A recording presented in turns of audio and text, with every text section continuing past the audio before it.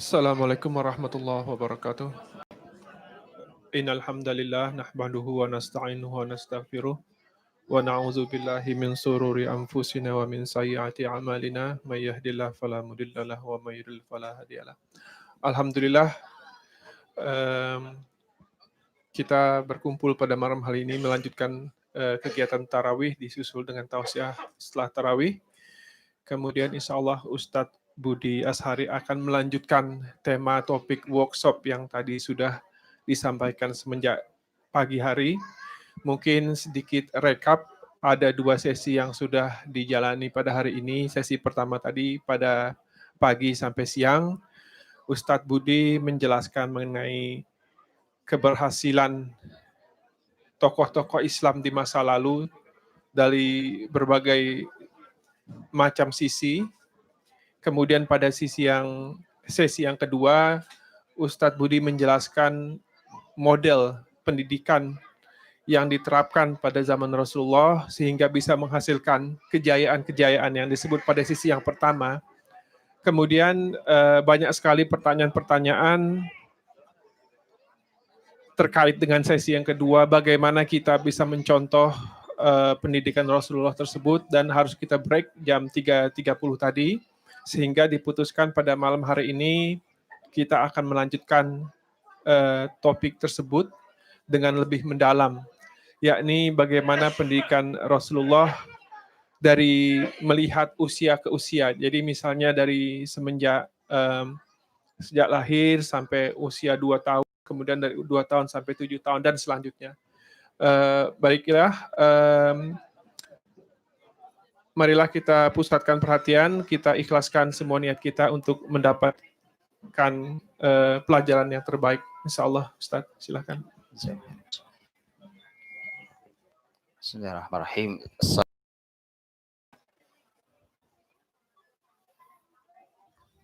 Alhamdulillahilladzi arsala rasulahu bil huda wa dinil haqq liyudhhirahu 'alad dini kullihi wa kafa billahi syahida.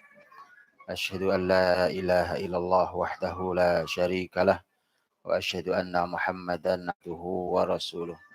Allahumma salli wa sallim wa barik ala nabiyyina wa imamina wa qudwatina wa murabbina Muhammadin sallallahu alaihi wasallam wa ala alihi wa ashabihi wa man tabi'ahu bi ihsanin ila yaumiddin. Subhanaka la ilaha hakim. Amma ba'd. Saya mati Allah Subhanahu wa taala.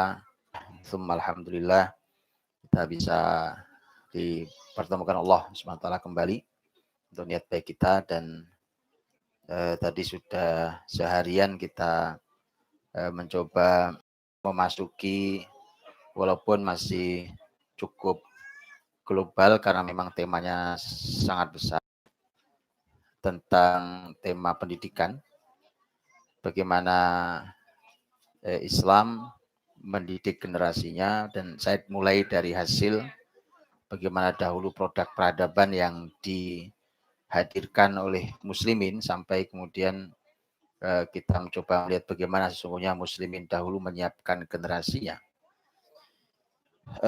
Titip pesan buat tidak semua hadir. Nanti Ibu saya ambilkan yang belakang untuk kita bicara memasuki poin yang barusan disampaikan tentang bagaimana fase perkembangan anak itu di dalam Islam. Saya dirahmati Allah SWT, di dalam salah satu ceramahnya, dan ini seorang ahli pendidikan Islam, sudah meninggal, Syekh Muhammad Qutub rahimahullah ta'ala. Beliau ahli pendidikan Islam dahulu, terakhir di Ummul Qura, Mekah. Beliau juga punya buku-buku tentang pendidikan Islam dan pemikiran Islam. Salah satunya buku yang luar biasa adalah Manhaj At-Tarbiyah Al-Islamiyah, konsep pendidikan Islam. Dan di salah satu ceramahnya ketika beliau bicara tentang semua ilmu yang paling dirusak oleh Zionis ada 2. Ilmu ini kan macam-macam, banyak sekali ilmu ini. Tapi yang paling dirusak oleh Zionis ada 2. 1, ilmu pendidikan. 2, ilmu psikologi. dua ilmu itu yang paling dirusak oleh Zionis. Mengapa? Karena dua ilmu ini hasilnya manusia. Dan ini unsur paling penting di peradaban manusia, yaitu manusia itu sendiri. Pendidikan menghasilkan anak didik, psikologi akan bicara tentang jiwa manusia. Jadi bagaimana dia bisa disetir oleh Zionis, maka kemudian dengan masuk ke wilayah itulah maka kemudian mereka bisa menyetir dunia hari ini. Kekhawatiran Zionis kalau teman-teman ke Palestina itu bukan hanya ketika anak-anak memegang batu melempari mereka, apalagi mereka menerbangkan layang-layang untuk membakar kebun-kebun mereka. Jadi anak Gaza itu main layang-layang saja itu isinya senjata, Pak. Menerbangkan layang-layang, itu isinya senjata itu. Bukan hanya ketika mereka menembakkan roket, yang paling mereka takuti adalah sekolah-sekolah Islam di Palestina. Itu yang paling ditakuti, makanya mereka sangat ketat menerapkan kurikulumnya. Buku kurikulum yang dipakai di sekolah di Palestina itu dikontrol ketat oleh Kementerian Pendidikan di Israel. Ada seorang guru yang menunjukkan bahwa contoh, jadi buku yang dibuat kurikulumnya oleh muslimin itu harus dimasukkan dulu ke Kementerian Pendidikan Israel. Dari situ kemudian dikeluarkan lagi, kemudian dibandingkan oleh sang guru, dibuka persis seperti tidak ada yang berubah. Halaman persis, nggak ada yang berubah sepertinya. Tapi kalau lebih jeli ada yang berubah. Belum tahu apa yang diubah. Yang diubah adalah tidak boleh ada identitas Muslim di situ dan tidak boleh ada kesan bahwa Israel yang disetel di TV di perbatasan. Umpamanya itu masuk umpamanya dari Jordan, gitu ya, masuk di perbatasan Allenby. Begitu antum masuk ke situ, ada TV, tayangan TV, antum akan melihat jadi orang-orang Palestina, ibu-ibu berjilbab, kemudian anak-anak mudanya, kemudian mereka bercerita alangkah nyamannya mereka bekerja di rumah sakit, di sekolah-sekolah Israel, segala macam itu ya. Itu tayangannya. Itu kan. Jadi di luar mereka ingin mengemas diri bahwa ini sebenarnya kita ini bersama-sama. Sama damai segala macam. Jadi teman-teman, pendidikan itu yang paling dirusak. Berikut psikologi. Ilmu psikologi. Psikologi kapan-kapan kita boleh bicara, ya. Tapi kita hari ini bicara tentang tema pendidikan. Semakin kita dalami, kita semakin tahu bahwa Zionis bermain di wilayah itu dengan sangat kuat, seperti kalimat Syekh Muhammad Qutb rahimahullah taala. Baik, teman-teman rahmati Allah. Saya ingin memulai dari yang tadi kita mulai. Saya tadi di buntut terakhirnya. Saya menyampaikan tentang 3 ayat, kemudian 1 hadis Nabi SAW. 3 ayat, ini saya ringkaskan saja untuk yang hari ini yang hadir. 3 ayat itu adalah merupakan konsep pendidikan dalam Islam, dan Islam itu karakternya mudah, sederhana, tidak rumit teori-teorinya.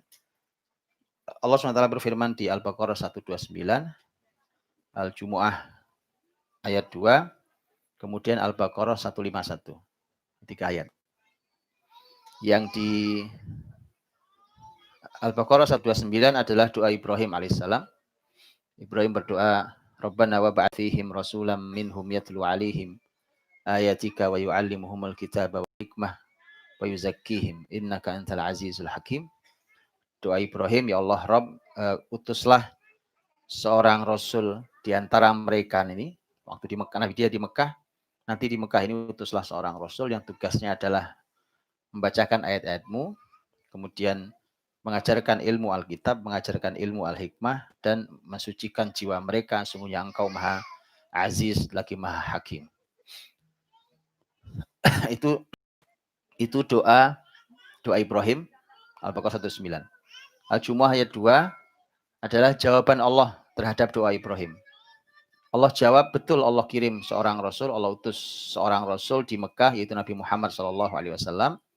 Allah berfirman, "Huwallazi ba'atsa fil ummiyina rasulam minhum yatlu 'alaihim ayatika wa yu'allimuhumul kitaba wal hikmata wa yuzakkihim wa yu'allimuhumul kitaba wal hikmah wa in kanu min qablu lafi dhalalin mubin."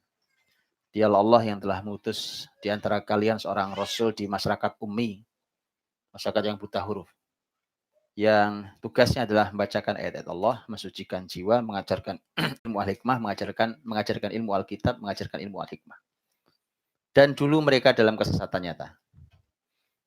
Itu yang Al-Jumu'ah ayat 2. Yang Al-Baqarah 151 Allah berfirman, "Kama arsalna fikum rasulam minkum yatlu 'alaikum ayatina wa yuzakkikum wa yu'allimukumul kitaba wal hikmata wa yu'allimukum ma lam takunu ta'lamun." Sebagaimana Allah telah mengutus seorang rasul di antara kalian, tugasnya membacakan kepada mereka ayat-ayat kami, mensucikan jiwa mereka, mengajarkan ilmu Alkitab, mengajarkan ilmu Al-Hikmah, dan mengajarkan ilmu apa saja yang belum mereka ketahui.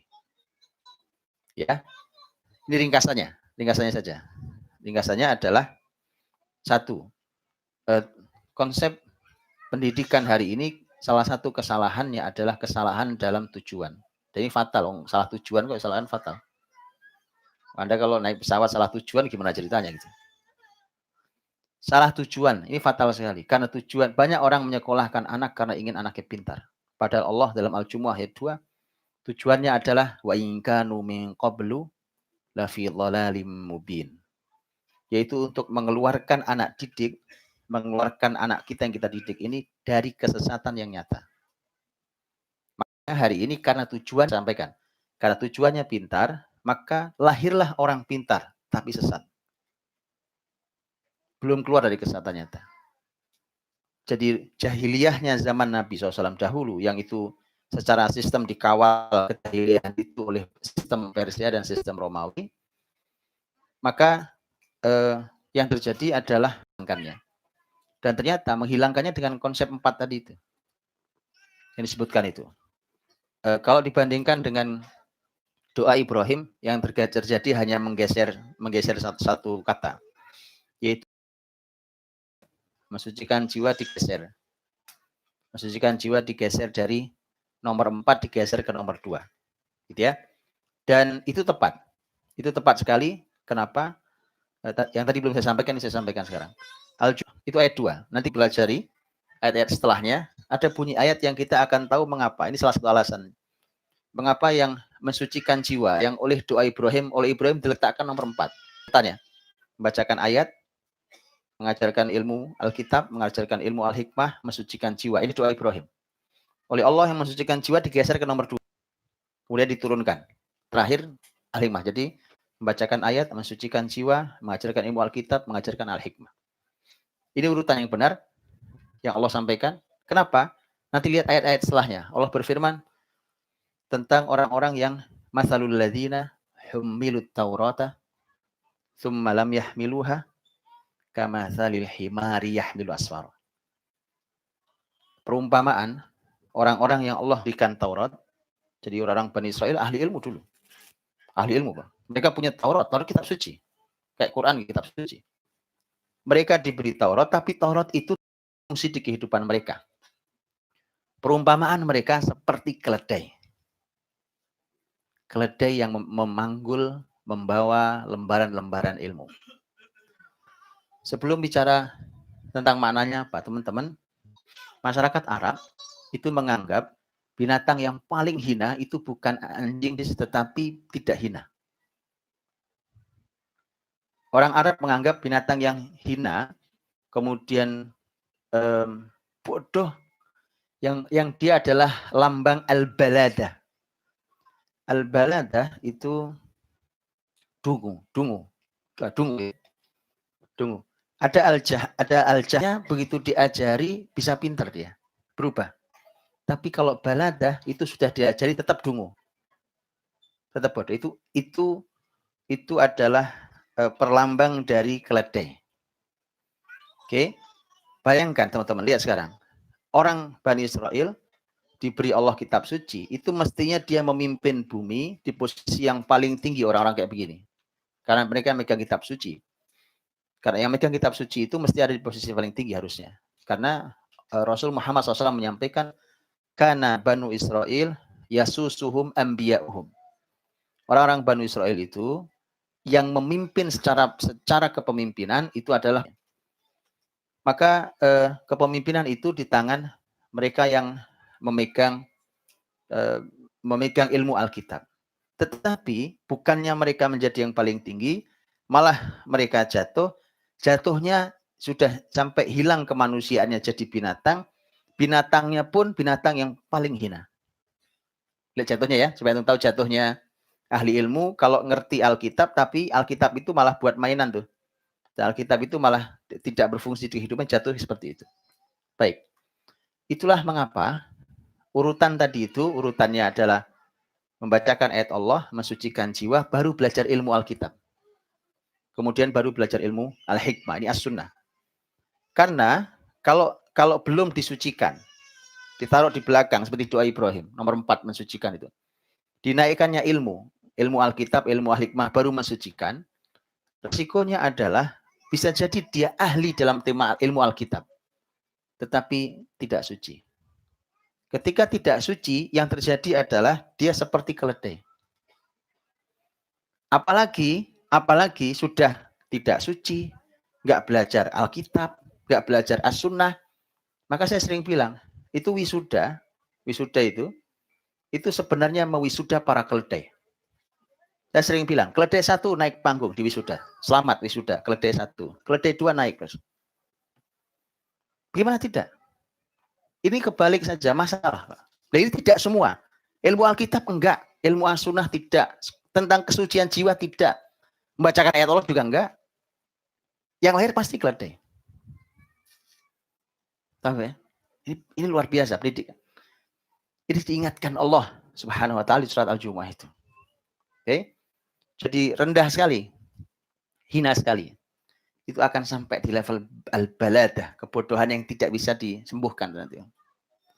Baik, maka kesesatan nyata itu dikeluarkannya dengan cara ini. Tadi sudah saya jelaskan kalau ayat Al-Jumu'ah ayat 2 digabung dengan surat Al-Baqarah 151. Al-Baqarah 151 sama 4 ini. Membacakan ayat Allah, mensucikan jiwa, mengajarkan ilmu Alkitab, mengajarkan ilmu Al-Hikmah, ditambah satu lagi, 4+1, yaitu mengajarkan ilmu apa saja yang belum mereka ketahui. Nah itulah urutan, itu nomor 5. Jadi nomor 5 terakhir ini. Bacakan ayat Allah, membaca itu include di dalamnya menghafal. Karena yatlu, tilawah, itu include di dalamnya. Jadi kalau nanya, di mana Pak perintahnya menghafal Quran di Quran? Itu membaca itu menghafal. Dan membaca tidak menghafal. Membaca itu menghafal. Betul apa enggak? Hah? Antum kalau membaca gimana caranya? Belum baca Quran, pegang mushaf atau antum buka Quran di sini, antum baca, betul? Itu kan zaman Anda sekarang hari ini. Zaman Nabi ada mushaf. Zaman Nabi ada mushaf? Enggak ada. Enggak ada mushaf. Enggak ada mushaf zaman Nabi. Baru ada mushaf nanti mulai disusun sangat rapi zaman Utsman. Jauh sekali. Utsman itu baru naik jadi pemimpin tahun 23 Hijriah. Jauh sekali. Itu pun mushaf itu dibuat hanya 6 eksemplar. Ada yang mengatakan cuma 5 bahkan. Seluruh dunia Islam cuma 5 biji. 5 biji. Satu diletakkan di Madinah, di ibu kota. Nanti satu diletakkan di kota-kota besar itu, di Kufah, di Basra. Satu kota satu, cuma satu. Tapi mereka manusia Qur'ani. Hari ini Masya Allah bersama kita berapa Quran? Sekali jalan tuh kita ada bisa 3, 4, 5 mushaf dalam diri kita. Di sini di aplikasi ada 1. Handphonenya ada 2 aplikasinya. Pegang mushaf kecil, kantongin juga 3. Ada tab, di tab juga ada 4. Ya, kalau dia bawa laptop, di laptopnya juga ada 5. Masya Allah, Quran, mushaf bersama kita, tapi kita bukan masyarakat Qurani. Allah musta'an. Mereka dulu baca Quran. Bagaimana cara bacanya? Menghafal. Maka membaca itu di dalamnya include menghafal.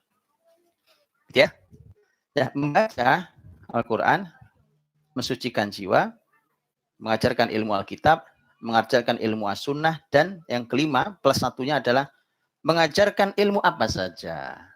Ini urutannya. Saya harus sampaikan tadi bahwa masalah di kita adalah kita ini menjejali anak-anak kita dengan ilmu apa saja. Padahal itu nomor 5. Kita jejali ilmu apa saja. Ya belum siap lah. Masih, jadi kita ini lompatnya ketinggian.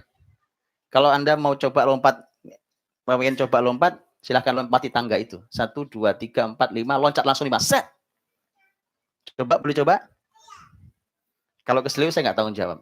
Jadi hari ini terjadi generasi keseleo. Ini salah tulang semua hari ini generasi.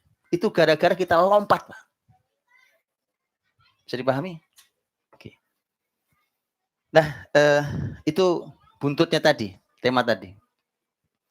Kemudian hadis Nabi SAW tadi kita sampaikan, dan itu merupakan sebuah konsep yang luar biasa yang hari ini di konsep pendidikan anak itu dianggap salah satu ilmu yang paling dikagumi adalah ilmu tentang fase perkembangan anak. Ya, dan hari ini kita akan coba melihatnya bagaimana Islam memandang hal itu, karena hari ini dianggap bahwa itu ilmu paling luar biasa. Lihatlah, Islam punya fase usia yang Allah gambarkan dalam Quran dan hadis Nabi SAW. Ini urutannya supaya kita tahu. Baik, teman-teman rahmati Allah. Urutan orang dalam tema sampai punya keturunan, selalu para ahli ilmu memulai dari memilih pasangan. Pilih pasangan. Dan tema memilih pasangan itu diingatkan betul. Takhayyaru linutafikum. Fa innal irqa dassas. Pilihlah kemana kau semainya nutfahmu. Pilihlah kemana kau semainya spermamu. Fa innal irqa dassas. Karena irq itu nasab, keturunan. Gen. Itu dassas. Dia punya pijakan yang dalam di dalam diri seseorang. Pijakannya dalam sekali. Ini ilmu penting sekali juga. Teman-teman, ilmu nasab itu Masya Allah, ilmu penting sekali. Itu ilmu yang mudah sekali, dan dengan itu Anda bisa menganalisa siapapun dengan sangat mudah. Apalagi anak sendiri. Anak ini punya kecenderungan apa, punya bakat apa, arahnya kemana, itu mudah sekali dengan satu ilmu ini. Yaitu ilmu nasab. Tahu ilmu nasab? Itulah mengapa dulu orang seperti Abu Bakar As-Siddiq radhiyallahu anhu itu sangat dihormati oleh masyarakatnya, diantaranya karena dia punya ilmu nasab. Sehingga dia mendapatkan gelar An-Nasab, ahli nasab. Dan itu diturunkan ilmunya pada putrinya, yaitu Aisyah radhiyallahu anha. Sehingga Aisyah pun mendapatkan sebutan An-Nasabah, pakar nasab wanita. Apa pentingnya menasab itu? Karena orang, teman-teman, ini mudah, nanti antum boleh setelah ini silakan dicek. Cek. Rasul SAW ketika menyampaikan tentang wanita yang dinikahi, tunkahul mar'atu li arba, li jamaliha wa maliha wa nasabiha wa diniha fadfar bidadin taribat yadak. Wanita dinikahi karena 4 hal. 1, karena cantiknya, karena hartanya, karena nasabnya, dan karena agamanya. Maka carilah yang punya agama, kalian akan beruntung. Ya, kalau dapat 4-4-nya, maka ini surga sebelum surga. Oh gitu ya. Ini kalau dapat antum 4-4-nya surga. Tapi kalau tidak, maka cari yang punya agama saja. Ada ilmu nasab di sana. Kenapa nasab begitu penting? Jadi jangan diremehkan nasab itu. Bukan berarti nanti orang yang nggak jelas nasabnya kemudian tidak berkesempatan untuk jadi baik. Bukan. Saya cuma ingin katakan bahwa yang nasabnya jelas itu ilmu besar sendiri. Di dalam riwayat lain bunyinya bukan nasab, tapi lihasabiha. Pakai ha. Kalau nasab pakai nun. Nasab ini hasab. Apa bedanya? Dia mirip tapi beda. Nasab itu adalah kita ini anak siapa? Saya Budi Azhari bin ayah saya. Ayah saya bin kakek saya. Kita terus gitu atas. Itu adalah nasab. Nasab saya. Kalau hasab adalah apa karya besar nasab saya. Jadi saya tanyakan ke ayah saya, ke kakek saya, terus ke buyut saya. Begitu saya lihat, oh ternyata nasab saya itu rata-rata mereka adalah umpamanya seorang pemimpin. Oh ternyata seorang ilmuwan. Oh ternyata mereka ini rata-rata adalah seorang pebisnis yang sangat dermawan, umpamanya. Maka itu namanya hasab. Karya besarnya apa? Itu teman-teman di dalam tema pernikahan, terutama untuk menikahi wanita, itu penting ditimbang. Nabi sampaikan. Dan itu, tema itu, nanti kalau Anda pengen tahu anak-anak kita, anak-anak Anda nih, mudah sekali caranya. Anda cek nasab ke atas. Suami istri cek nasabnya ke atas. Anda lihat, hasabnya ada di anak-anak kita. Gampang? Bisa ya? Makanya pernah tidak ada PR sekolahan ngecek nasabnya? Ada nggak? Pernah nggak? Loh, ada, harusnya ada, Pak. Saya di sekolah saya selalu cek nasab anak-anak. Loh, itu ilmu paling mudah. Betulan teman-teman. Anda, mohon maaf, sekali lagi saya mohon maaf. Bahkan Anda tidak perlu ngundang seorang psikolog untuk menganalisa tentang kecenderungan, bakat, apa. Boleh aja, silakan aja diundang. Tapi Anda tidak, bahkan subhanallah, dimudahkan dalam Islam ilmu ini. Mudah sekali Anda menganalisa kemana bakat anak ini. Karena tadi, al-irq dassas, bahwa nasab hasab orang itu bekas pijakan dalam dirinya sangat kuat. Sangat kuat. Jadi kalau tadi nasabnya kepemimpinan, anak ini punya jiwa kepemimpinan. Nasabnya ternyata ilmuwan, punya jiwa sebagai seorang ilmuwan. Begitu seterusnya ya, dicek nasabnya. Kalau ada dalam dirinya, itu dipantik sedikit, itu langsung nyala besar. Ya. Yang lain bisa meniru dia, tapi harus berjuang sekuat tenaga karena nggak ada dalam dirinya. Bisa. Tapi perlu berjuang luar biasa. Kayak ada dalam dirinya, itu cuma dicolek aja, itu langsung nyala dia. Paham? Baik. Itulah mengapa selalu ada pembahasan tentang memilih pasangan itu. Jadi memilih pasangan itu memang bukan asal. Dan sekali lagi teman-teman, nggak cukup tema cinta itu. Nggak cukup, beneran. Kenapa? Cinta. Cinta. Ya kan? Iya. Sangat tidak cukup, teman-teman ya. Cinta itu bagian sangat penting di dalam rumah tangga. Sangat penting. Dan itu ada pembahasan sendiri. Rasul Muhammad membahas tentang cinta. Para sahabat membahas cinta. Mereka jatuh cinta. Mereka punya cinta. Ya, mereka diayun oleh cinta. Para ulama menulis buku-buku cinta. Oh iya, ulama-ulama itu pakar-pakar fikih, tafsir, hadis. Mereka juga nulis buku cinta. Dan pembahasan cintanya luar biasa. Luar biasa pembahasan cinta. Saya biasanya punya majelis, namanya majelis cinta.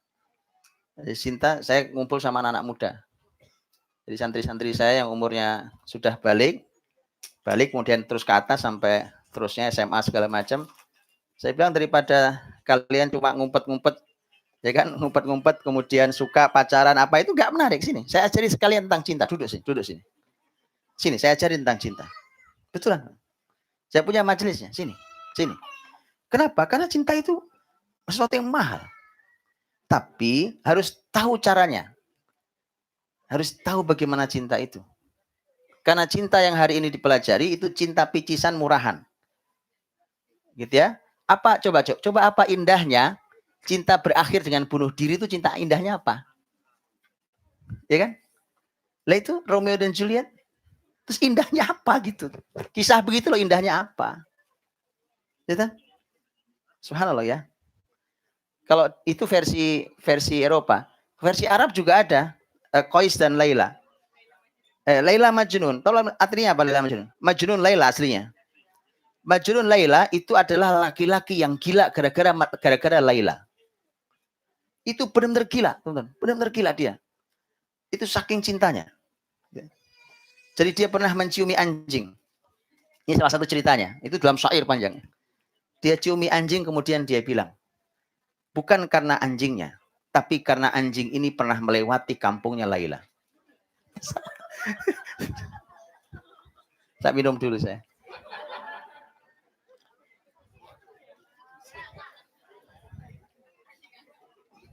Ya. Ya terus apa indahnya gitu loh. Apa indahnya? Sama saja kisah-kisah begitu itu ya. si namanya Kois. Itu Kois yang cinta sama Laila itu. Kois haji. Ceritanya gitu ceritanya. Begitu Kois haji dia mengadu pada Allah. Ya Allah, aku tobat dari semua dosa kecuali cintaku pada Laila. Cukup ya. Itu ada majelis sendiri tentang cinta nanti ya. Itu majelis saya dengan teman anak-anak saya, santri-santri saya. Ayo saya ajari mereka. Ayo sini nak. Karena kau pasti punya cinta. Dan memang kau harus berumah tangga. Jangan saya ajari sini kita ajarkan. Karena para ulama mengajarkan. Ulama nulis kitab tentang cinta. Ibnu Qayyim nulis buku Raudhatul Muhibbin, Taman Orang Bercinta. Bicara cinta detail. Imam besar Ibnu Hazm, ulama negeri Andalus, nulis buku Tauqul Hamamah tentang cinta. Satu buku sendiri tentang cinta. Cinta. Bukan cinta pada Allah, enggak. Cinta sama cinta. Itu ulama besar nulis gitu ya. Baik. Gitu ya. Jadi tema milih pasangan ini tema besar sendiri, teman-teman, karena itu menjadi tempat disemainya nutfah. Baik. Begitu masuk fase kehamilan. Fase kehamilan itu nanti cara tahu hamil itu seperti apa, Anda harus membuka, ini gampang ilmunya. Di Quran itu ada kisah-kisah kehamilan. Ya, antum buka semua kisah-kisah kehamilan. Nah, di situ panduannya. Orang hamil itu harusnya ngapain? Tahu? Buka sendiri. Kan ada kisah kehamilan istrinya Imran. Ya, yang sudah kita bahas. Kisah kehamilan istrinya Imran. Istrinya Imran itu Anda tahu sendiri, idh qalat imra'atu Imran rabbi inni nazartu laka ma fi batni muharraran fataqabbal minni. Dia sambil hamil tuh dia bernazar. Ya Allah, semoga yang di dalam rahimku ini kelak menjadi hambamu yang mengabdi padamu di Baitul Maqdis. Itu doa sang bunda. Jadi bunda itu kalau hamil, anaknya banyak-banyak didoakan, kemudian diberikan visi. Visi. Di perut sudah ada visinya, coba. Ya, bukan diajari joget. Nanti begitu lahir joget ya. Kan sesuai dengan ini. Nah, celakanya, kita ditipu oleh sesuatu yang katanya ilmiah padahal tidak ilmiah. Diperdengarkan musik klasik. Tahu itu? Ya salam. Itu dulu katanya ilmiah. Begitu saya cek betul itu. Dari sekian literatur ternyata itu bukan ilmiah. Bagaimana dirusaknya generasi ini? Katanya itu menstimulus brain. Menstimulus otak janin. Yang terjadi merusak otak janin. Bahaya loh. Ini kalau kita cuma ngikut, ini panduannya, oke ya? Itu istri Imran. Nanti Anda kalau membaca kehamilan Maryam. Maryam hamil dalam keadaan sedih. Dalam kesedih. Fa'aja ahal makhadu ila jid'in nakhlah. Qalat ya laitani mittu qabla hadha wa kuntu nasyam mansiya. Waktu sudah mulai mules-mules kontraksi mau melahirkan itu, maka dia bersandar di pohon korma. Kemudian berkata, ya Allah, andai aku mati sebelum ini lebih baik.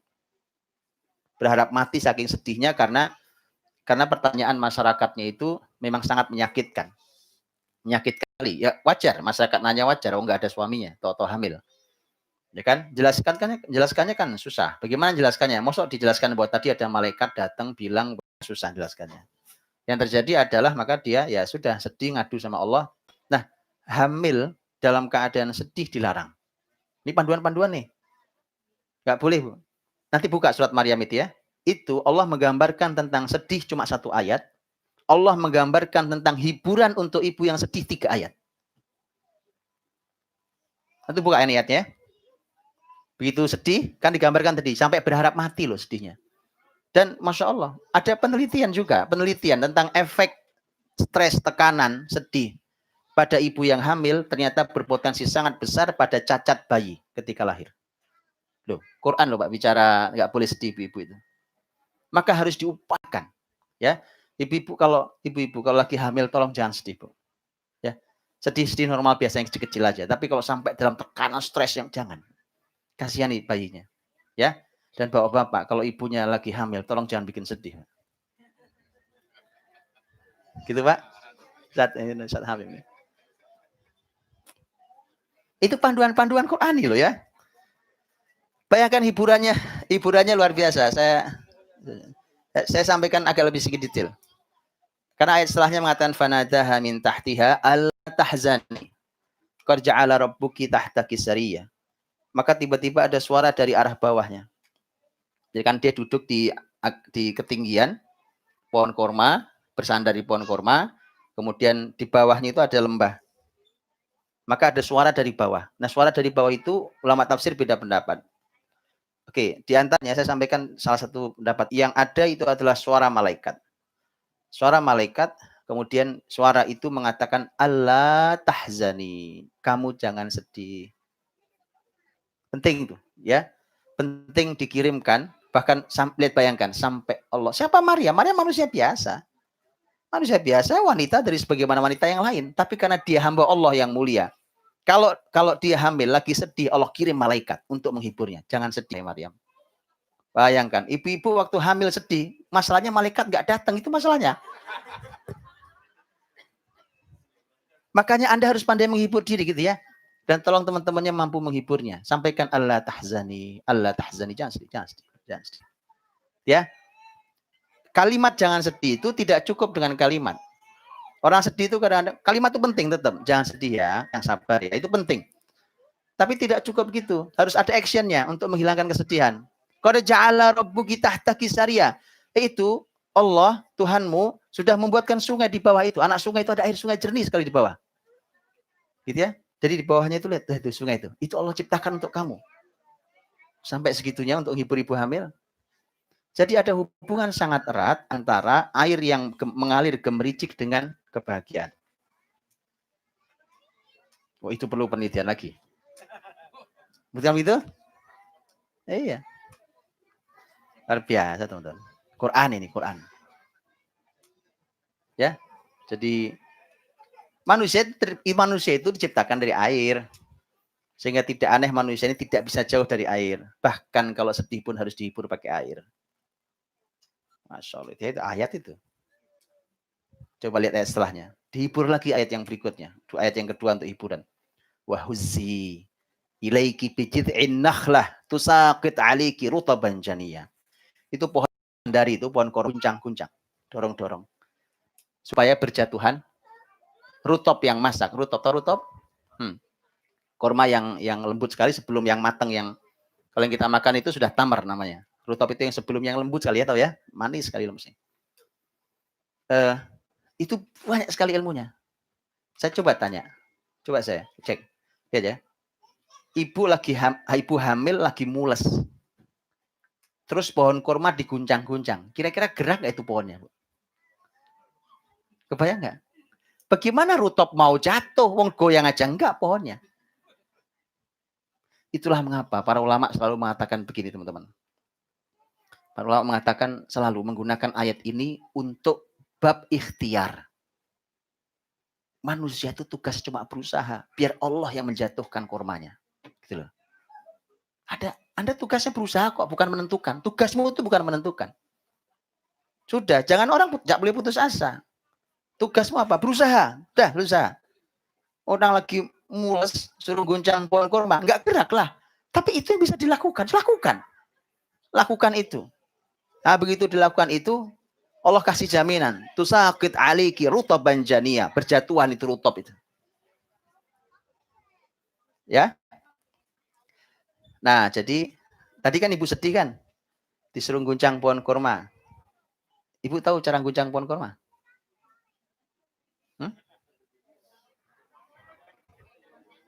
Nah, pohon korma tuh kan kayak pohon korma. Sekarang wahuzi itu kan diguncang-guncang gitu. Bukan, saya cuma bilang gini ke teman-teman, ini iseng aja. Ibu yang lagi hamil itu sekarang kan pada senam hamil. Kenapa nggak antum ciptakan senam hamil namanya adalah senam mengguncang pohon korma? lahiran loh ini. Saya bercanda tapi serius. Serius. Betulan Pak ini. Makanya iya. Oke, Ibu dapat inspirasi? Oke ya. Ibu-ibu yang paham Pak, kita kan. Oke, begitu korma berjatuhan mau diapakan? Fakuli washrobi waqarri aina. Makanlah, itu yang jatuh makan itu. Washrobi, minumlah. Itu ada air yang digemericik, itu bisa diminum langsung. Waqarri aina, dan senangkanlah hatimu. Buatlah matamu berbinar-binar bahagia. Jadi ada hubungan sangat erat antara bahagia dengan korma. Diganti semboyannya ya. Jadi makan korma untuk Anda bahagia. Itu Quran. Rutop, hubungan sangat erat antara makan rutop dengan bahagia. Oh, Masya Allah kan? Iya. Fakuli washrabi waqarri aina. Waqarri aina. Dan kemudian Allah sampaikan setelahnya, kalau nanti ada orang nanya lagi, kan pada nanya tuh, ini bapaknya siapa? Bapaknya siapa? Itu kan sumber kesedihannya itu. Maka Allah menyampaikan, kalau ada yang nanya-nanya terus gitu, katakan, faquli inni nadartul lirrahmani sauma falan ukallimal yauma insiya. Nanti kamu jawab saja, saya puasa bicara, ya kan? Saya nggak mau bicara dengan kalian. Artinya jauhi sumber kesedihannya. Karena yang membuat dia sedih adalah pertanyaan-pertanyaan orang. Paham ya? Coba antum lihat, itu wanita sedih sampai Allah yang mendesain cara menghiburnya. Begitu pentingnya dan pelajaran betapa ibu hamil tidak boleh sedih.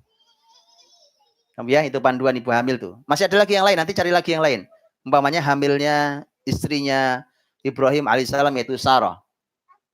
Sarah dapat kabar gembira, kemudian nanti lahir itu, walaupun tidak panjang kisahnya. Ya, nanti dicek. Kemudian nanti ada ayat tentang kehamilan dalam Quran. Indah sekali loh ini, ya kan? Luar biasa. Ya, itu tema kehamilan. Ada pembahasan sendiri tema kehamilan. Paham ya? Oke. Lahir. Itu lahir, Masya Allah. Lahir itu. Kelahiran itu oleh Quran disebut hamil dan kelahiran itu disebut oleh Quran dengan dua kata. Yang pertama adalah wahnan ala wahnin. Yang kedua adalah hamalat hukurha wa wadu'at hukurha. Yang pertama adalah ibu yang hamil sampai melahirkan itu lemah, terus bertambah lemah. Makin hari makin lemah, makin lemah, makin lemah, makin lemah. Kalau yang kedua adalah yang kedua adalah hamil dalam keadaan susah payah. Melahirkan pun susah payah. Memang itu perjuangannya. Itulah perjuangan wanita itu. Itu kenapa Allah hargai syahid bagi yang meninggal saat melahirkan. Karena itu perjuangan luar biasa. Ya. Baik, dan itu melahirkan. Makanya begitu besarnya Allah berikan bukan cuma syahid. Penghargaan yang Allah berikan bukan cuma syahid. Yang Allah berikan adalah sampai nanti kalau ibu lihat, pokoknya di surat Al-Ahqaf 15 yang kita bahas. Di sana ada pembahasan tentang hamalathu ummuhu kurha wa wada'athu kurha wa hamluhu wa fisaluhu 30 syahra. Ada hamil, ada melahirkan, ada menyusui sampai sapihan 2 tahun. Oke, 3 nih. Hamil, melahirkan, menyusui. Ini ayat Al-Ahqaf 15 itu adalah konteks birrul walidain. Bakti pada orang tua. Orang tua akan mendapatkan bahagia anak-anaknya kelak menjadi anak yang sangat berbakti. Padahal ayatnya itu menarik. Wasainal insana biwalidayhi ihsana. Allah merintahkan kalian berbuat baik kepada kedua orang tua kalian. Kedua orang tua berarti kan bapak sama ibu. Tapi begitu bicara tentang bapak ibu, ayat itu tidak nyebut bapak sama sekali. Jadi bapak harus ridho, Pak. Walaupun ada berjibaku, bekerja dari pagi sampai ketemu pagi, nggak disebut di ayat itu. Dan itu yang disebut adalah ibu-ibu 3 tadi itu. Hamil, melahirkan, menyusui.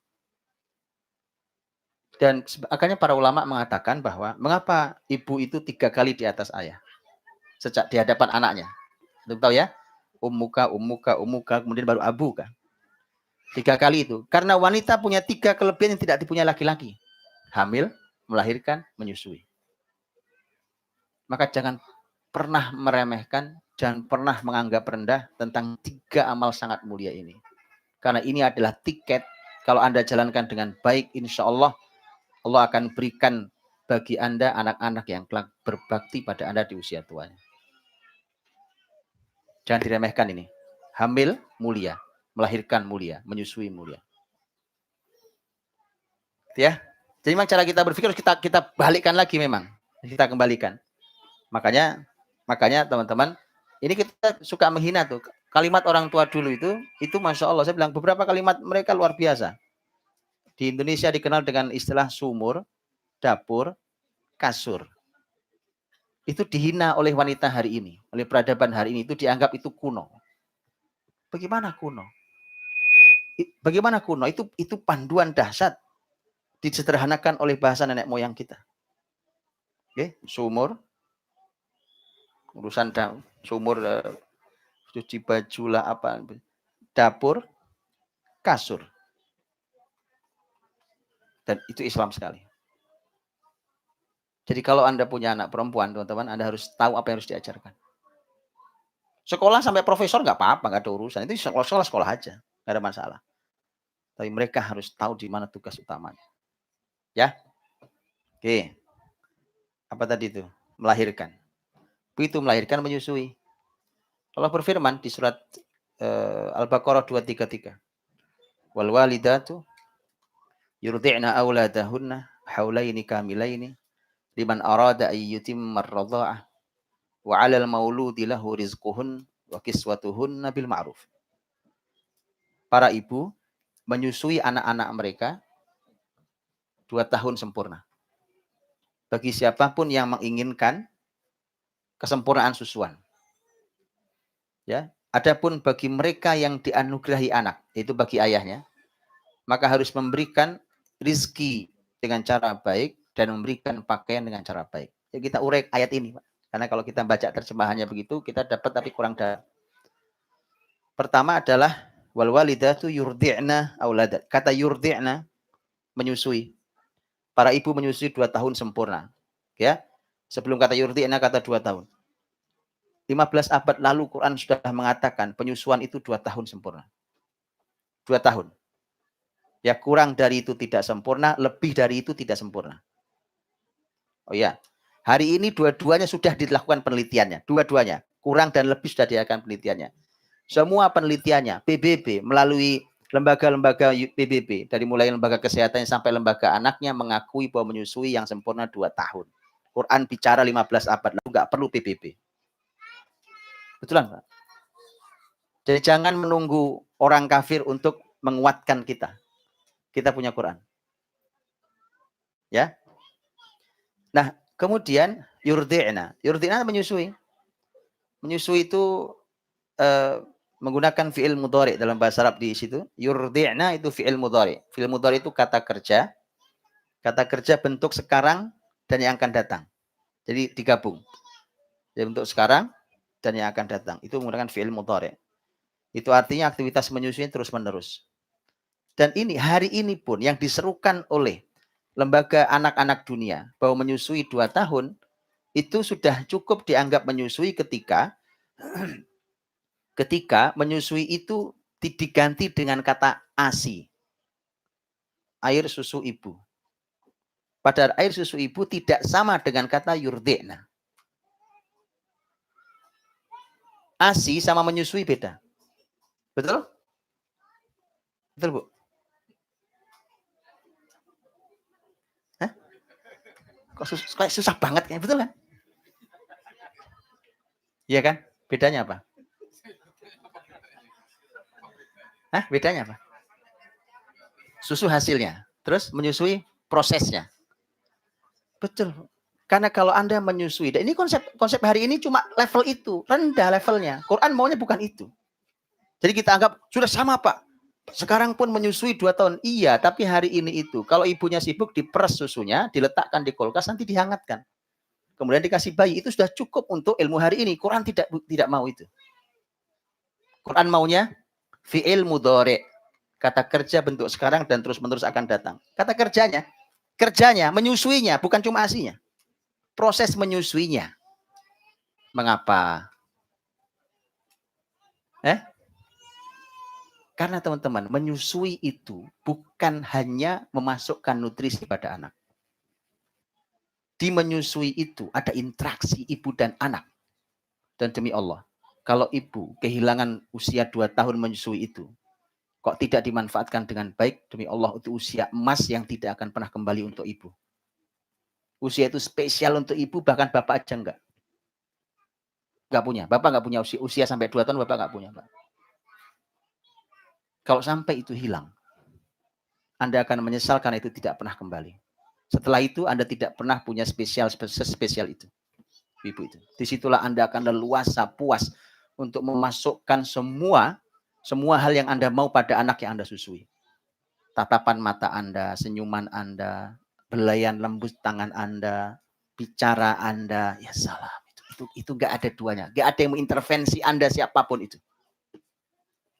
Ya kan? Nyesel tuh, Bu? Nyesel. Makanya kalau sudah nyesel, memang kalau ngaji sama saya biasanya nyesel. Begitu nyesel, saya udah bilang, ayo buka pabrik lagi. Supaya yang kemarin salah, kita ulangi lagi dengan cara yang lebih benar. Kan gitu kan? Namanya ilmu kan untuk diamalkan. Ya gitu ya. Betul nggak? Gelandang kiri saya semangat banget bilang betul.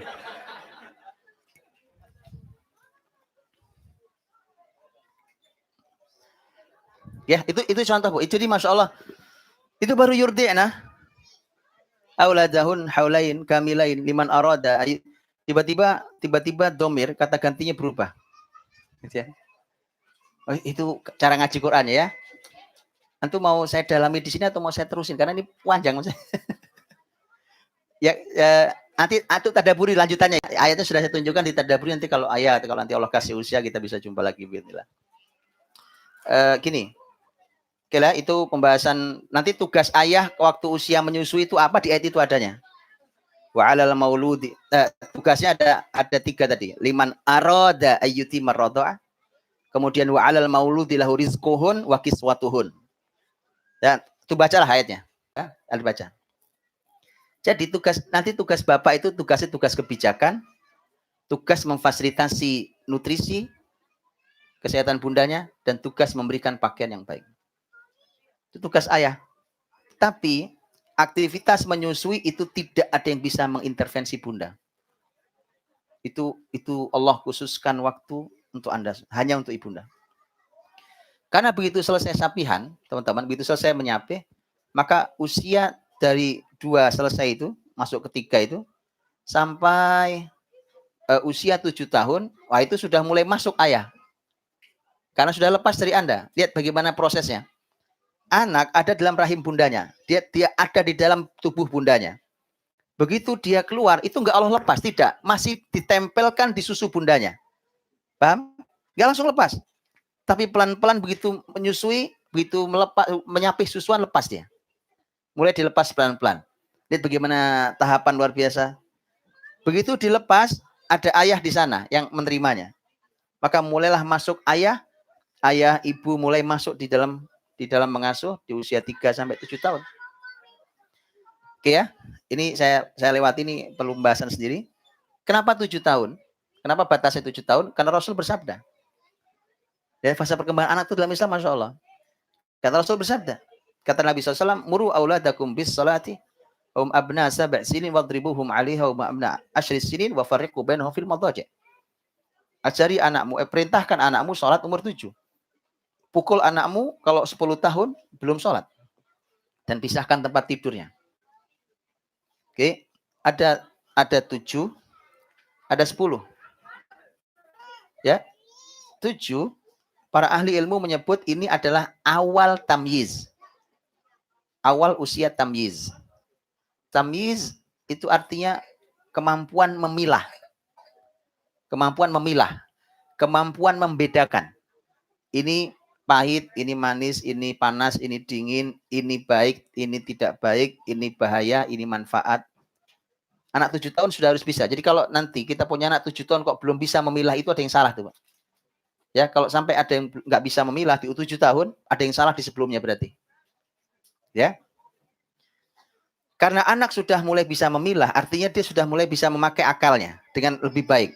Dia bisa memilah dengan akalnya. Di saat itulah maka perintah utama dan pertama yang wajib adalah sholat itu masuk. Di saat seperti itu. Tamyiz, masuklah sholat. Sholat masuk itu tugas Anda memerintah. Banyak bahasan tentang tema di sini. Tentang usia 7 tahun. Dan itu usia mulai diperintah. Kalian tahu perintah ya, teman-teman tahu perintah ya? Perintah itu ya perintah. Ayo nak sholat. Ayo zuhur. Ayo ke masjid. Itu perintah.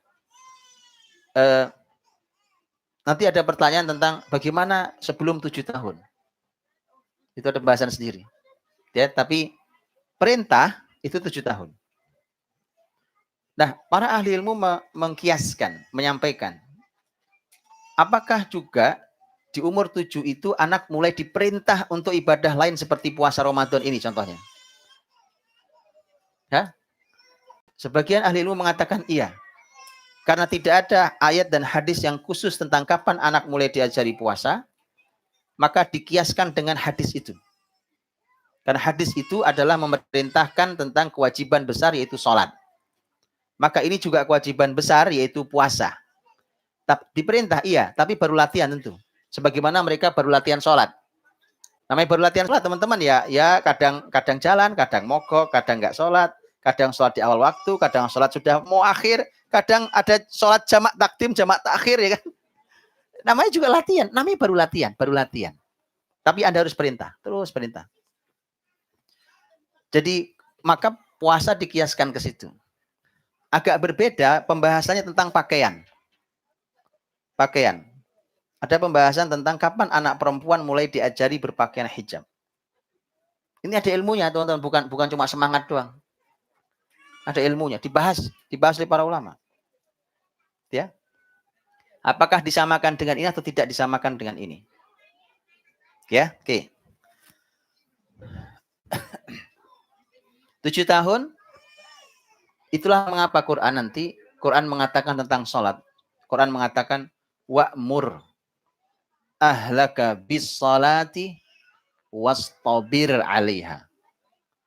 Perintahkan keluargamu sholat dan bersabarlah atas hal itu. Jadi nyuruh anak sholat itu, Bapak Ibu, itu harus sangat sabar. Sabarnya tidak sabar biasa. Bukan wasbir. Wasbir itu dan bersabarlah. Dalam bahasa Arab, wasbir itu dan bersabarlah. Quran tidak mau wasbir. Maunya wastobir. Kemasukan huruf to. Kalau wasbir itu wawu, alif, sod, ba, ro. Wasbir. Artinya dan bersabarlah. Tapi Quran memasukkan huruf to di dalamnya untuk masalah perintah sholat bagi keluarga. Jadi wastobir. Para ahlimu mengatakan ini dalam bahasa Arab. Karena dalam kaidah bahasa Arab itu kullama zadal mabna zadal ma'na. Kalau ada huruf ada ketambahan satu saja huruf, maka akan ketambahan juga maknanya. Itu bahasa Arab. Jadi wasbir dengan wastobir artinya sama-sama sabar. Tapi yang wastobir Allah menginginkan kesabarannya berlipat-lipat. Makanya jangan heran kalau anak disuruh sholat susah. Karena memang Quran sudah bilang itu. Jadi mohon yang sabar, berlipat ganda kesabarannya. Wastobir 'alaiha. Ya, itu anak-anak. Bayangkan kesabaran coba dihitung. 7 tahun mulai diperintah sholat. Kita jagain betul sampai evaluasi besar tentang sholat 10 tahun. Itu evaluasi. Kalau puasa kita masukkan sama. 7 tahun kita mulai ajar, kita perintahkan. 10 tahun evaluasi besarnya. Jadi teman-teman, ibadah wajib itu sangat terlambat kalau mereka sudah menjelang balik baru kita ajari. Terlambat sekali, apalagi sudah balik baru belajar. Itu telat sekali. Oke. 7 tahun mulai. Bayangkan, 7 sampai 10. Berapa tahun? Ya, 3 tahun paling tidak. 3 tahun, itu 3 tahun, kali berapa hari dalam setahun, kali 5 waktu. Antum harus punya kesabaran seperti itu. Yang laki-laki dituntuni ke masjid tiap sholat 5 waktu. Ayo nak ke masjid. Tiap hari. Wastabir 'alaiha. Yang sabar. Nah, maka susah banget. keluarga kalau bapak-bapaknya nggak ke masjid, anaknya mau gimana terusan gitu loh. Ya, iya Pak. Karena dengan bolak-balik ke masjid itu ada banyak sekali nilai yang didapat. Loh gimana? Baru duduk asar tadi, baru sholat asar, baru juga duduk di rumah aktivitas aktivitas.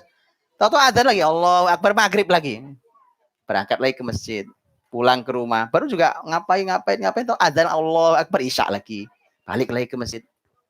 Bayangkan itu yang sebenarnya salah satu targetnya adalah rajulun qalbuhu mu'allaqun bil masajid. Yang dimau dia bolak-balik. Begitu hidup sepanjang hidupnya 5 waktu di masjid itu supaya dia menjadi orang yang hatinya digantung di masjid. Mu'allaq itu digantung. Jadi gini, maksud digantung. Kita karena masjid urusan laki-laki yang sebenarnya lebih utama. Bapak ini nanti habis ini kita keluar dari masjid. Tapi Anda tahu hati Anda ketinggalan di sini. Digantung di masjid sini. Ini hati-hati teman-teman semua ditempel di sini. Kalau sudah seperti itu teman-teman, Anda akan selalu merindukan masjid. Karena Anda tahu hati Anda nggak Anda bawa. Hati Anda ada di masjid, digantung di masjid. Dan saya sudah bicara masjid kemarin panjang lebar. Kalau laki-laki betah di masjid kayak kemarin itu. Saya pahami. Makanya peradaban di situ mulainya. Ya, di situ nyangkut masuknya di situ. Makanya Allah berfirman. Surat An-Nur 35, 36, 37. 36 fi buyutin adzinallahu an turfa'a wa yudhkara fiha ismuhu yusabbihu lahu fiha bil ghudwi wal asal rijal. Jadi yang ke masjid itu laki-laki. Laki-laki itu spesial memang tema masjidnya. Rijalul la tulhihim tijaratu wala bai'un an dzikrillahi wa iqamis salati wa ita'iz zakati yakhafuna yawman tataqallabu fihil qulubul absar. Kaum laki-laki itu. Ya.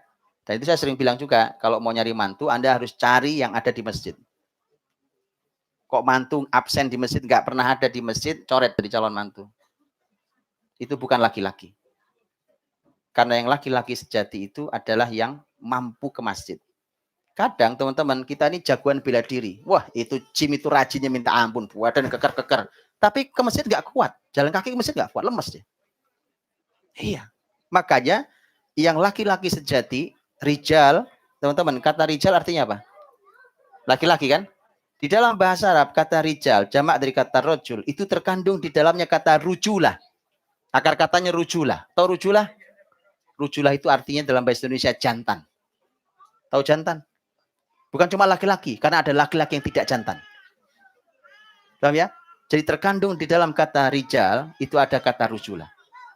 Jadi kalau Anda ingin, putri Anda ingin mendapatkan laki-laki yang jantan, itu yang rajin ke masjid. Tuh, itu orang dahsyat. Paham ya? Itulah mengapa orang yang hatinya tergantung di masjid kelak dilindungi Allah. Di hari kiamat saat tidak ada perlindungan kecuali perlindungan Allah Subhanahu wa taala. Habis waktunya. Ya. Baik, itu sambil kita lewat-lewat saja itu ya. Jadi masuklah 7, masuk sampai tema 10. 10 itu evaluasi besar-besaran memang. Cek betul. Jadi harus cek sholatnya. Sampai kemana sholatmu nak? Dicek itu. Setelah dijagain 10 tahun berhenti sejenak, cek. Sholatnya dicek, puasanya dicek. Itu ibadah-ibadah besarnya dicek. Di 10 tahun. Nanti karena di 10 tahun ada tema baru yang dimasukkan. Lihat bertahapnya dalam Islam. Nggak bisa semua ditiban di depan itu. Fafarriqu bainahum fil madhaji. Pisahkan tempat tidurnya. Itu pembahasan panjang lagi. Itu pembahasan panjang lagi. Tentang wafarriqu bainahum fil madhaji. Pisahkan tempat tidur itu. Ini kalau laki dan perempuan, ya. Tema ini tema laki dan perempuan. Kalau Anda punya anak, laki dan perempuan, kalau salah satu dari mereka 10 tahun harus pisah tempat tidurnya. Gitu ya. Dan ini pembahasannya panjang sendiri karena ini ada nilai yang sangat besar. Nilai sangat besar dalam Islam. Ya. Selain dia mempertegas kelaki-lakian dan keperempuanannya, di sana juga ada pembahasan tentang tarbiyah jinsiyah. Yaitu pembahasan tentang pendidikan seksual. Dan seterusnya itu pembahasan panjang sendiri. Ya. Nah, kalau sudah 10 itu, maka artinya ibadah-ibadah wajib itu sudah mulai masuk di sana. Ya, kayak pokoknya tema berpakaian Islami, perempuan berhijab, umpamanya gitu ya. Itu kalau di dalam madhab Syafi'i itu kapan anak perempuan mulai diajari berhijab? Kalau di madhab lain itu ada sebutan angka usianya. Tapi kalau di madhab Syafi'i unik kalimatnya.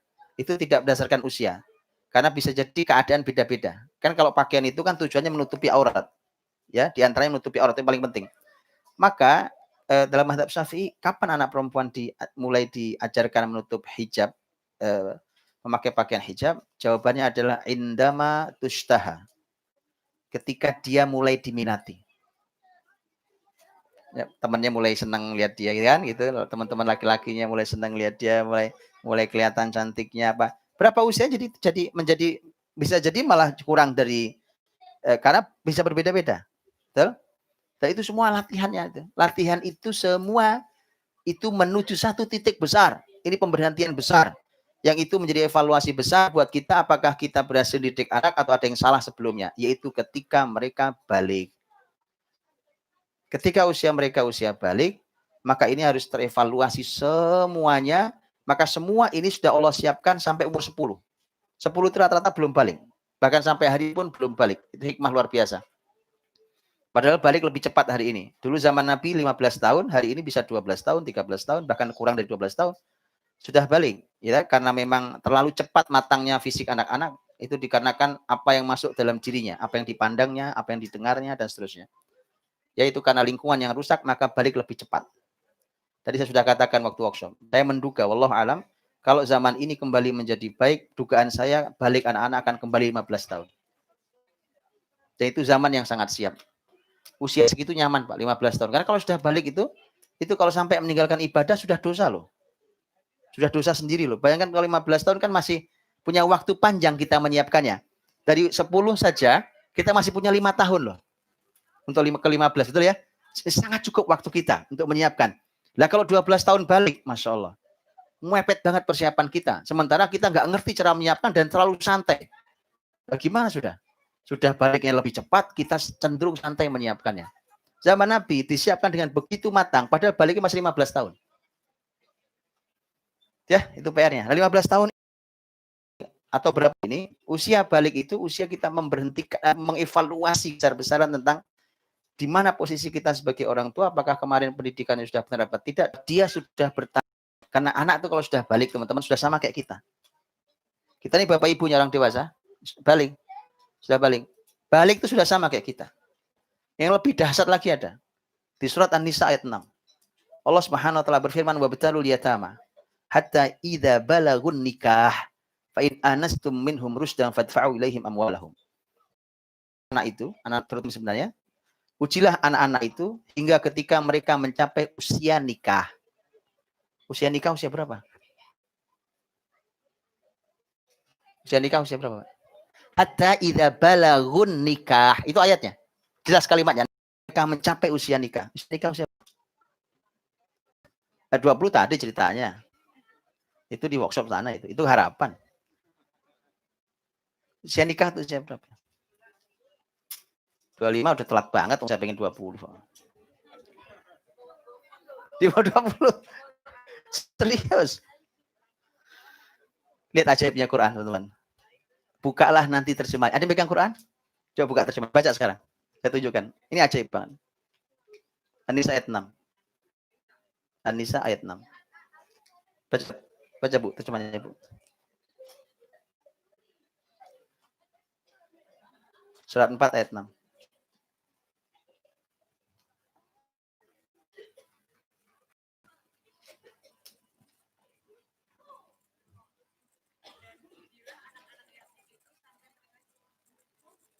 Sampai menikah? Cukup umur untuk menikah. Ada yang lain nggak terjemahannya? Sampai mereka? Sama semua? Sampai mereka mencapai cukup umur untuk menikah. Itu umur berapa menikah? Oke. Bapak Ibu, kalau gitu nanti tugasnya membuka tafsir. Saya kasih sekarang. Anda akan heran begitu Anda buka tafsir. Kalau sudah balik, mestinya sudah siap nikah. ilmunya, kesiapan, kematangan psikologisnya, segala macam. Makanya supaya kita tahu betapa jauhnya pendidikan kita hari ini. Itu kan nikah. Kenapa Quran tidak mengatakan kata hingga ketika mencapai usia balik? Kan bisa. Karena Allah yang memberikan pelajaran kepada kita. Nah, terus gimana kan? Dan jangan heran. Dulu betul-betul zaman sahabat ada yang nikah umur segitu. Usia Fatimah radhiyallahu anha. Dinikahkan dengan Ali bin Abi Thalib radhiyallahu anhu. Berapa? 16 kurang dikit. Usia tidak lama setelah balik. Itu putri manusia terbaik. Dan Fatimah menjadi salah satu dari 4 wanita terbaik di dunia dan di akhirat. Anda bisa bayangkan. Setahun berikutnya punya anak Hasan. Artinya setahun berikutnya siap jadi bunda. Ya salam. Di mana kita dengan pendidikan hari ini kayak begini modelnya? Itu loh Pak maksud saya. Betapa kacaunya pendidikan hari ini. Oke ya, siap ya? Ya, ini mukotimah lah, nggak apa-apa. Bismillah. Buka-buka ayatnya, minta ampun sama Allah. Ya Allah nih ilmu kita nggak cukup. Yes, kita minta ampun selama ini kok begini ya, ternyata kita nggak ada panduannya. Betapa lengkapnya panduan Quran itu. Tadi saya belum bergeser dari Quran. Saya baru berputar di sekitar Quran. Kita belum masuk ke kitab-kitab ulama, belum masuk itu. Hati Quran begitu luar biasa panduan itu.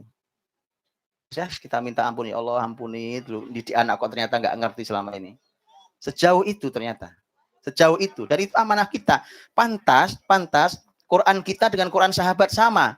Quran kita dengan Quran tabiin sama. Tapi mereka memimpin bumi, kita nggak ngapain hari ini. Kita begini-begini saja gitu. Ya karena kayak begitu memang itu keadaannya. Bismillah ya. Bismillah ya Allah, bimbing kita, ampuni kita. Anak-anak jadinya begini saja. Saya biasa Bu, minta maaf ke anak-anak saya. Kalau memang saya kok salah dalam mendidik, saya bukan ayah yang sempurna. Ya. Saya maaf. Ya. Jadi kalau salah didik ya minta maaf. Sehingga jadi cuma kayak begini karena kesalahan ayah dan bunda. Ya. Kan yang salah minta maaf itu mulia. Ya. Begitu ya. Kok ditutup pengajian dengan nyesek, gimana ceritanya nih? Nggak apa-apa ya. Karena kebesaran itu bermula dari kegundahan. Kalau saya pulang dari Melbourne, berhasil membuat Bapak Ibu gundah, berarti saya sukses. Ya, Anda tahu, Rasul Muhammad SAW mendapatkan wahyu bermula dari kegundahan 3 Ramadan. Apa yang membuat Nabi naik ke Gua Hira? Satu jawabannya, kegundahan. Gundah melihat umatnya. Gundah melihat kejahilian yang ada sekelilingnya. Ya, maka kemudian Nabi mengasingkan diri karena kegundahannya orang baik di tengah masyarakat rusak. 3 Ramadan dalam hitungannya, kemudian mendapatkan wahyu. Iqra bismi rabbikal ladzi khalaq, disitulah solusi cahaya datang dimulai. Ya. Makanya ini kegundahan yang positif. Maka tadi saya bilang kalau saya pulang dari sini berhasil membuat Bapak Ibu gundah, saya berhasil, alhamdulillah. Karena itu akan mudah-mudahan menjadi energi yang membuat kita masuk ke dalam Quran. Karena panduan itu ada di situ. Ya, wallahu a'lam bishawab. Mudah-mudahan ada hikmahnya walaupun selesai sempurna tapi tidak. Mengingat waktu, kita buka sesi tanya jawab hanya untuk 2 pertanyaan mungkin. Ya. Assalamualaikum warahmatullahi wabarakatuh, Ustaz. Assalamualaikum warahmatullahi wabarakatuh. Ini sebetulnya pertanyaan yang tadi mau saya tanyakan pas workshop, cuman karena banyaknya antusias peserta jadi nggak sempat saya bertanya. Ustaz, bagaimana cara yang paling efektif untuk memotivasi anak-anak untuk belajar Al-Quran ini? Ini dalam konteks yang baik-baik, Ustaz, yang menghafal Quran dan macam-macam. Apakah bisa diiming-imingi dengan sesuatu hadiah atau apa, atau ada alternatif yang lebih bagus dari itu? Mungkin itu aja. Ya, teman-teman rahmati Allah, pendidikan itu ada 2 hal yang di semua bab pendidikan, ada 2 hal yang harus Anda pegangi. Harus Anda lakukan di semua hal. Di semua. Lagi ngapain nih? Lagi ngajari sholat, lagi ngajari puasa, lagi ngajari baca Quran, lagi ngajari matematika, lagi ngajari akhlak, lagi menanamkan adab, lagi apapun. Ada 2 hal yang harus Anda selalu pegang. 1, keteladanan. 2, doa. Pegangi dua hal itu di semua lini. Satu, keteladanan. Dua, doa. Berdoalah pada Allah SWT, minta agar dimudahkan anak kita belajar. Setiap sujud titipkan, sematkan doa untuk anak-anak. Selipkan doa di setiap sujud kita. Kita untuk mereka dimudahkan Allah untuk belajar Al-Quran Al-Karim. Yang Allah mudahkan pasti mudah semuanya. Ya, itu doa. Yang kedua, keteladanan. Ini penting. Keteladanan itu artinya Anda harus ngasih contoh ke anak-anak. Kalau anak-anak disuruh ngafal, Anda harus ngafal. Ya. Kalau Anda disuruh anak-anak rajin baca Quran, Anda harus rajin baca Quran. Itu tidak usah Anda suruh, anak-anak akan ikut Anda. Kalau Anda lebih berani, lebih bagus lagi. Saya kasih lebih berani. Yaitu, bilang ke anak-anak, nak, yuk sekarang kita lomba. Fastabiqul khairat dalam menghafal Quran. Ayah, bunda, kamu. Bismillah. Kita mulai bareng, yuk. Start bareng mulai. Bismillah. Udah lomba setiap hari. Nanti 1 bulan ke depan kita laporan. Sampai mana? Saya jamin kita kibarkan bendera putih.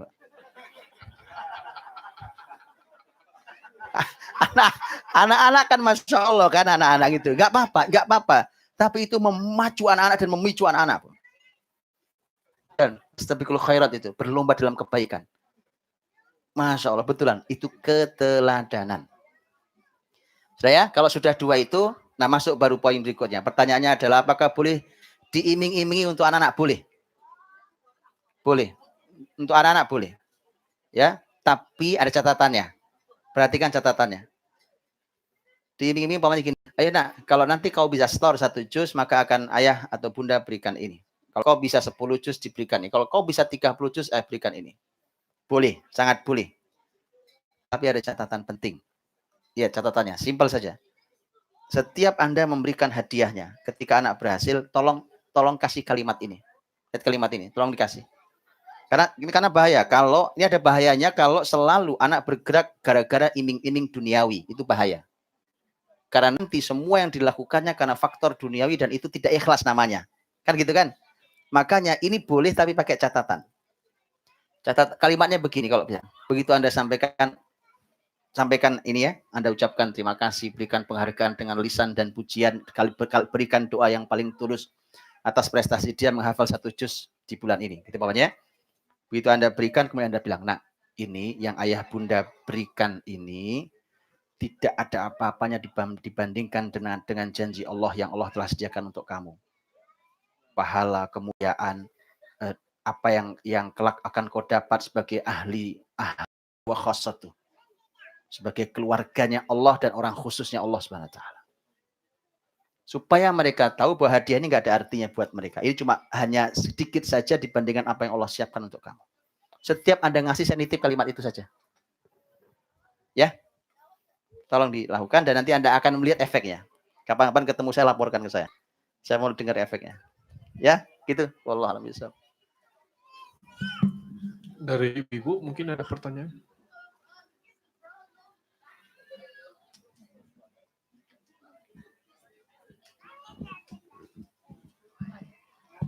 Ya, terima kasih Ustadz Baik. atas paparannya.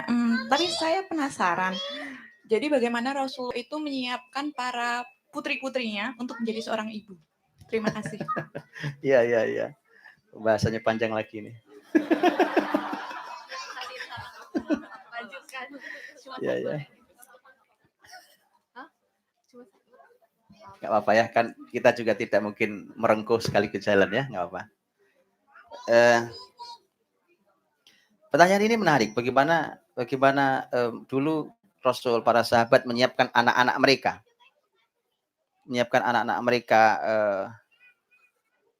menyiapkan generasi mereka sehingga mereka sangat siap di usia masih seawal-awal. Ya. Jadi nanti mohon juga ditarget, tapi targetnya juga perlu tahapan ya. Mungkin anak 1, anak kedua makin hari makin baik. Dari anak 1 ke anak 2, anak ketiga harus makin baik gitu ya targetnya. Bertahap, tapi memang seperti yang tadi saya ceritakan di workshop tentang usia 20 tahun umpamanya, itu kalaupun tidak langsung mencapai itu, paling enggak ada tahapan menuju ke situ. Maka harus disiapkan betul semuanya. Fatimah radhiyallahu anha sangat bersyukur punya ayah adalah Rasul Muhammad SAW dan punya bunda adalah Khadijah radhiyallahu anha. Sangat bersyukur untuk itu. ibunya Khadijah radhiyallahu anha itu wanita yang telah menyita seluruh cintanya Nabi SAW. Walau dia berbeda dengan cinta Nabi dengan Aisyah radhiyallahu anha. Khadijah radhiyallahu anha, ungkapan cinta Nabi pada Khadijah adalah ruziqtu hubbaha. Aku mendapatkan rizki cintanya. Jadi anugerah besar cinta aja. Cintanya Khadijah buat Nabi, Nabi mencintai Khadijah itu sebuah rizki. Bahasa Nabi itu rizki, betul buat saya. Makanya ketika Khadijah meninggal, Rasul tidak mampu menahan dirinya untuk menyebut Khadijah. Itu pasti membuat istri lain marah lah. Aisyah marah, semua marah istrinya. Sudah meninggal, Khadijah bahkan dimakamkan 500 kilo dari Madinah. Di kota Mekah sana kan. Tapi jarak itu tidak bisa memisahkan hati Nabi dari Khadijah. Itu. Sehebat apa Khadijah, supaya nanti turunnya Fatimah, pelajari tentang Khadijah. Kuncinya di Khadijah. Kita nggak punya waktu ya. Kuncinya di Khadijah. Tentu sang ayah, Rasul Nabi SAW mau jelas. Nabi itu, kalau yang Khadijah, ibu-ibu mudah belajarnya. Kalau Nabi saya sebutkan sekarang. Nanti artinya Khadijah radhiyallahu anha itu bunda yang luar biasa, sehingga fokusnya Khadijah di dalam rumahnya mendidik putra-putrinya. Putra-putranya meninggal kecil-kecil, putri-putrinya sampai menikah semuanya. Dan putri-putrinya semuanya istimewa. Fatimah radhiyallahu anha yang paling istimewa. Dan Fatimah radhiyallahu anha disebut sebagai satu dari 4 wanita terbaik di muka bumi. Ya, di dunia dan di akhirat. Dan ada Fatimah, ada Khadijah, ada Asia istrinya Fir'aun, dan ada Maryam putri Imran. Nah, pelajari Khadijah, kita akan tahu bagaimana hasilnya. Itu Fatimah radhiyallahu anha. Rasul SAW itu memperlakukan putri-putrinya dengan sangat baik, sangat lembut. Disebutkan bahwa ketika ini yang bercerita bahkan Aisyah radhiyallahu anha. Ketika Rasul sedang bersama Aisyah, kemudian tiba-tiba Fatimah datang, putrinya, dan sudah menikah dengan Ali. Sudah menikah padahal. Bukan lagi anak kecil, sudah menikah, bahkan sudah punya anak. Itu kalau datang, Masya Allah, Nabi berdiri, Nabi sambut putrinya dengan kalimat yang sangat baik. Nabi peluk putrinya. Itu sudah menikah loh. Nabi peluk putrinya, dan Nabi persilahkan duduk di tempat yang dimuliakan. Itu perlakuan Nabi pada putrinya. Ya, jadi Anda tahu bagaimana nyamannya putri-putri Nabi, sehingga mereka tumbuh dengan sangat nyaman. Ya, itu kunci besar ya. Nanti detailnya ya kapan-kapan ya. Itu kunci-kuncinya. Saya cuma ngasih kunci memang. Saya tinggal banyak kunci di 10 hari ini. Nanti kuncinya tolong dipakai, jangan ditaruh aja, dipakai, dibuka, isinya ada apa ya. Antum buka. Saya ngasih kunci, banyak banget kunci, saya tinggal di sini. Kapan-kapan saya ambil lagi kuncinya. Gitu ya. Nanti buka, cari buku-buku tentang Khadijah radhiyallahu anha. Ada banyak buku tentang Khadijah insyaallah. Wallahu a'lam bishawab. Lagi? Satu lagi silakan. Assalamualaikum. Waalaikumsalam warahmatullahi wabarakatuh. Tadi saya kebetulan sedang hamil ya, dan mendengar cerita tentang Alhamdulillah. Semoga Allah jaga. Amin. Tadi kan salah satu tidak boleh sedih ya. Tidak boleh sedih. Iya. Dan saya dalam persiapan melahirkan itu justru banyak introspeksi. Dan introspeksi itu menghasilkan gundah tadi. Jadi apakah introspeksi yang gundah tadi adalah positif atau gimana sebaiknya? Gundah itu setidaknya ada 2 jenis. Gundah yang positif dan yang negatif. Gundah yang negatif itu kita diajari untuk berlindung darinya. Allahumma inni a'udzubika minal hammi wal huzni wal ajzi wal kasali wal bukhli wal jubni wa dhal'id daini wa ghalabati rijal. Ham itu kegundahan. Huzn itu kesedihan. Kita diminta berlindung. Kalau sampai itu, kalau kesedihan, kegundahan itu membuat kita berhenti, membuat kita jatuh, maka itu negatif. Anda harus berlindung dari itu. Tapi kegundahan Nabi SAW yang tadi saya ceritakan, bahkan ada buku, bagus banget, buku judulnya Humumud Da'iyah, kegundahan para da'i. Sampai ada buku itu, Humum Ad-Da'iyah, kegundahan para da'i. Kegundahan itu kegundahan yang menggerakkan malahan. Jadi ini malah bahan bakar. Ini malah energi. Kegundahan yang menjadikan energi kita untuk bergerak makin positif, makin baik, makin ke depan, terus bergerak. Ya, itu positif. Ya, Bang? Insya Allah baik. Tapi tolong hibur diri, disenangkan. Semoga Allah jaga, berikan keturunan soleh-solehah insya Allah. Baik. Saya satu lagi itu.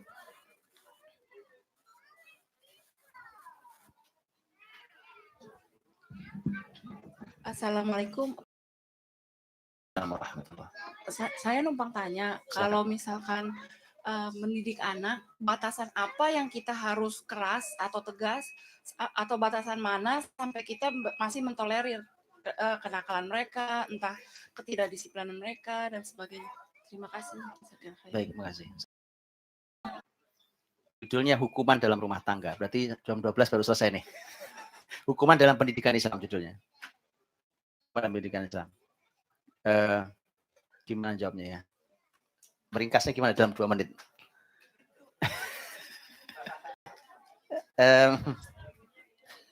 Ya memang tema pendidikan tidak mungkin dalam sehari 2 hari ya kan. Sudah bilang kemarin bahwa saya mencoba memberikan berbagai rasa, siapa tahu ada yang bisa dinikmati ya kan. Oke, begini.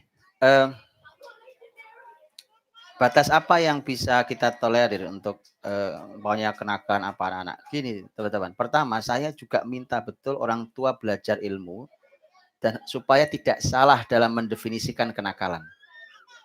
Karena jangan-jangan bukan nakal. Gitu. Jangan-jangan bukan nakal. Jangan-jangan memang itu sudah benar. Anak-anak kecil-kecil, ya anak kecil-kecil, kita punya anak kecil-kecil, ya kan? Sekarang supaya anak-anak itu diam, sama orang tuanya dikasih gadget. Atau dikasih apa, duduk diam. Memang duduk manis, tapi ngerusak anak-anak. Kalau ini Anda tarik, Anda sembunyikan, tidak ada juga game segala macam, tidak ada. Anak-anak tidak mungkin diam. Dia akan terus bergerak di rumah. Bergerak di rumah, ya kan? Dia yang atas taruh di bawah, yang bawah taruh di atas, yang ini ditengkurepin, ini dikembalikan. Geser sono, geser sini, tarik sana, tarik sini, kumprang, pecah, ya kan? Anak-anak, dia nulis papan tulis, papan tulis cuma sampai segini, nggak cukup, panjang terus sampai ke sana. Itu anak-anak, dan itu yang benar. Itu yang benar, ya, nggak apa-apa. Masih kecil-kecil, rumah penuh coretan, nggak apa-apa.